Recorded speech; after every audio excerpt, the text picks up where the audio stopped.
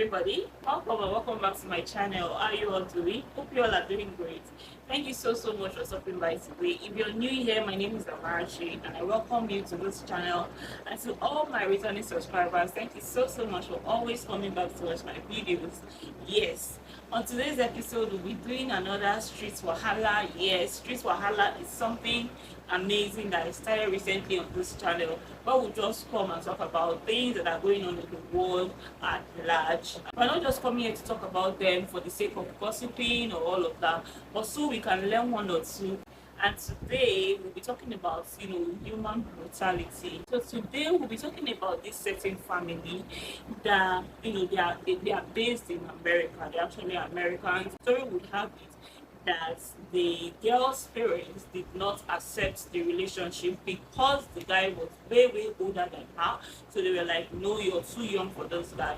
But because of love, she eloped with the guy and then they got married. So they got married and started bearing children, obviously. And they gave birth to 1, 2, 3, 4, and eventually the sister, that's the lady's sister, decided to pay her a visit because my sister got married. In as much as she ran away, that doesn't stop her from being my sister, right? So she decided to pay them a visit. And then she would say that when she got there, things didn't seem right. Like there were just a lot of things that were off, that were not really right at all, like the way the children were being treated and all of that she just knew right there and then that something was wrong.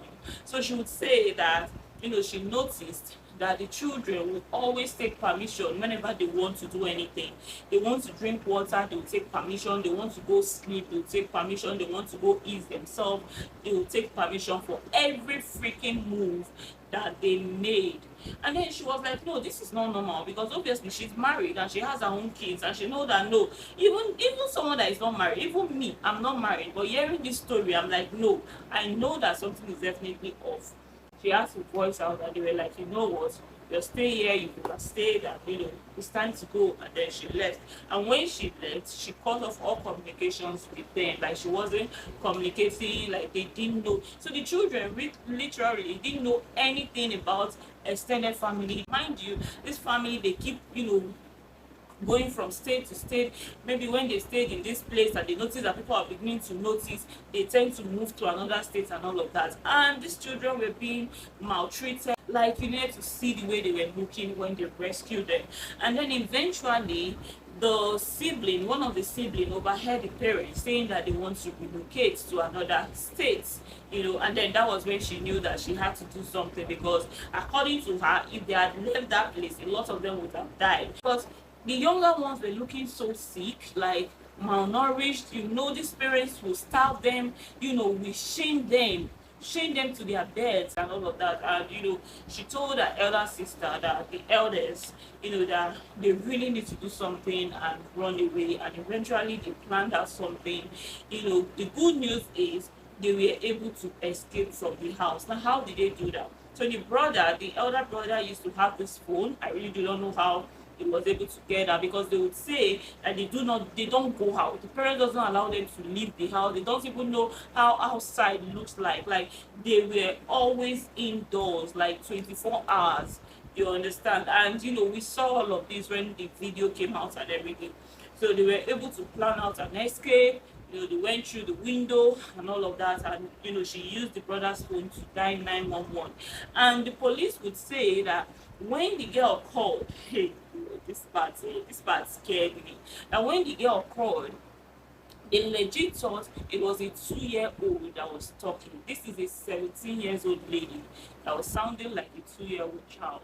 And she would just narrate, because she didn't know where she was. She just, was able to escape through the window, and then according to her, she just started running. She died 911. She was calling them, they were communicating, asking her, where are you, can you explain anything, can you explain your surrounding. Everywhere looked so strange to her, and but they really wanted to keep her on the line, probably just to be able to track her through the signals coming from the phone and all of that. And thankfully they were able to get her. And oh my goodness, she made a statement. She said that had it been the police didn't come that night, that if she had gone back home and the parents had noticed that she tried to escape, they would have killed her.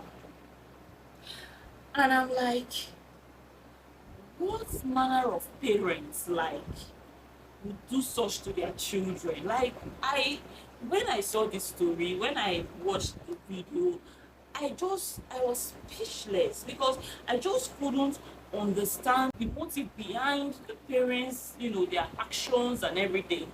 Like when the police people got to their house, because okay, so let me go back to the story. They rescued her eventually, and it was at night, and then they had to like keep her in the car waiting for morning, and then they knocked, and then these two evil satanic parents came to the door. They were so surprised, obviously, to see the police. And the police were, they told them that, okay, we had a call from this apartment. They were like, are you serious? Who made the call? What's the name of the child? You're just trying to interrogate the police just to know who had the mind to do that to them. And then the child would say that, this particular one that happened that really got me. I was like, these parents, if they are not satanic, like if they are not Satan himself, I do not know what they are. So as at then, they were still 9 in number, and the two little ones were still way smaller, and it was just 7 of them that were a bit, they can take care of themselves and all. And these parents would take them to this truck that is located in an isolated environment, lock them up there, and just leave them there.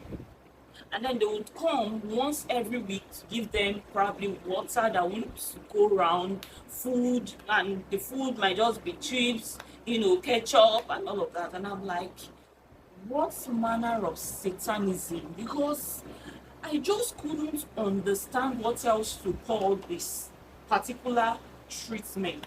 Now we're not talking about maybe their foster parents, they adopted these children, and at the end of the day, even if they were adopted, no human being deserves to be treated the way these parents treated their biological children.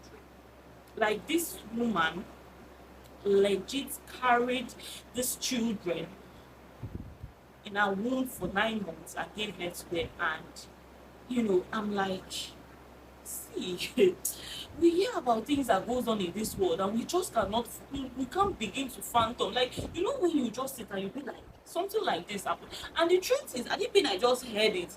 Probably I wouldn't have believed, because it is just too brutal to be true. But the story came out, and even thankfully today, one of them, that's the one that actually was able to summon up courage to escape and all of that. She's currently a very big TikTok influencer, and she's doing so well for herself. I'll leave her channel name on the screen so you can just go check her out. And to further know about this story, because this story was told in series, this is just like a few minutes I've been here talking about it. It was told in series, and it's called House of Horror. You can go online, check it out, and watch these videos yourself. What these children went through in the hands of their parents.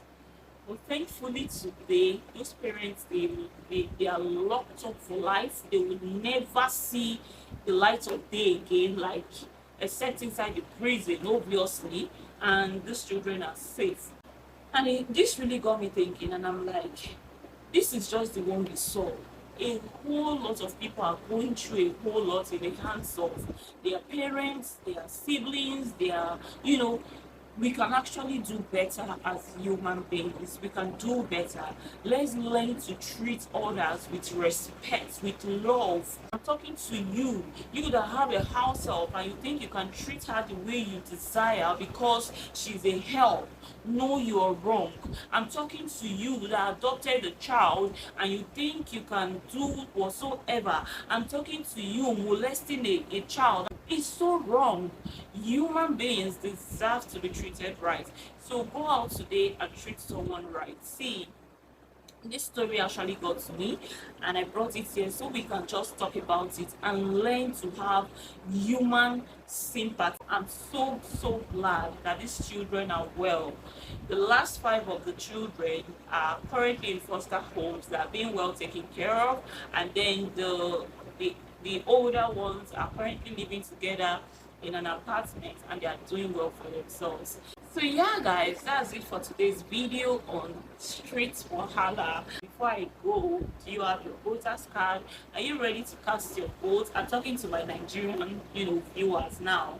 If you're watching me from any part of the world, we in Nigeria, we are currently getting ready to to vote.